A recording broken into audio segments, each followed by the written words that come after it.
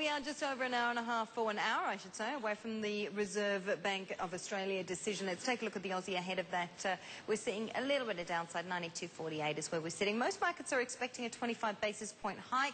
Our next guest is certainly from that camp. Stephen Nash, Head of Strategy and Market Development at FIIG Securities, joining us live here in Sydney. Great to have you with us, Stephen. You are in that camp, right? 25 basis points this afternoon. I think, given the themes that the RBA has been emphasising of late, that seems a logical stance to take at this stage, yes. So you agree with that? You yes. think that is the right thing for the Reserve Bank to do?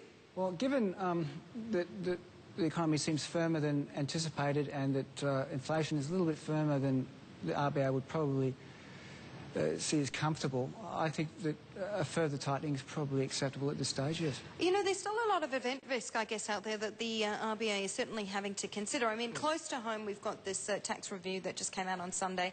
We have the budget coming up next week, which is a fairly significant event. And then, you know, you've got the broader global economic picture going on, in particular, I guess, the risks that are coming through out of the Eurozone.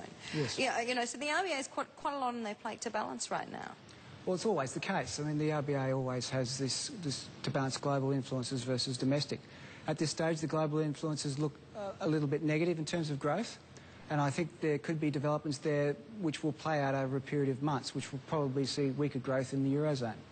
However, the domestic situation is the dominant one right now, and I think establishment of a normal interest rate setting is probably what the RBA is looking for right now. I guess that leads us to the question, what's normal? I mean, you know, we've got talking anywhere between sort of 4.5% and 6%. You know, a lot of economists have different sort of views. The consensus, certainly from the economists I've been speaking to, seems to be around about the 5% level. Now, we're not quite there yet.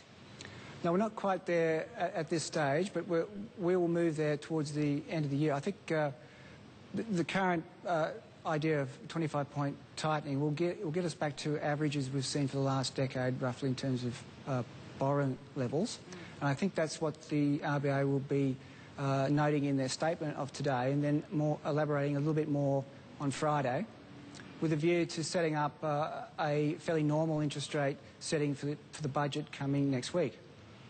So therefore, if we move this week, or if we move today, I should say, what's the next move going to be? When is the next move going to be? I think there could be an argument for a pause at that stage. I think the RBA will be basically elaborating the idea that they've taken rates to a more normal level, and now what do they need to go to the next step, a more restrictive level of interest rates, and that could take some time to assess. We also have, as you mentioned, the Greek influence, which will play out as well, and the budget. So there's quite a few things for the RBA to look at.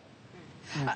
On that front, Stephen, obviously your trading speciality, your area of expertise is certainly in fixed income, bonds, etc. How are you setting yourself up ahead, or how have you been setting yourself up ahead of this decision, and also looking at the longer-term outlook, which we've just been talking about? We think that a lot currently is built into short-term rates. We think rates going towards 4.75 to 5 by the end of the year is well and truly built in. We like the current level of, particularly the inflation-linked bonds, looking very cheap relative to global inflation-linked bonds. And basically, our inflation-linked bonds have trended up of late, whereas global inflation-linked bonds have trended the other way, making ours look very cheap. So in terms of long-term interest rates, we think they're approaching cheap levels. We'd like to see probably a little bit more in terms of 10-year bonds, in terms of a little bit higher in yield, maybe 6.25, but that's about it. We're not trying to be too greedy, I suppose. What about on the corporate market? Corporate bonds have narrowed substantially of late, so we're being a little bit more cautious there. There's a lot of spread compression that's occurred. However, we think that sub-debt from some of the regional banks is still quite attractive. Okay, so it's the regional banks that there are the opportunities. Yes. What sort of trade specifically are you doing there? Well, there has been some issues by Heritage and others in that area, and we think that they're still relatively attractive. APRA-regulated companies issuing at very attractive levels. The problem is that they're more liquid securities, and they're not coming in as much as the other major bank issues at this stage. Okay. All right. Stephen, great to have you with us today. Thank you very much. Thank you so much for joining us here on Cashflow. Stephen Nash with me there from FIIG Securities.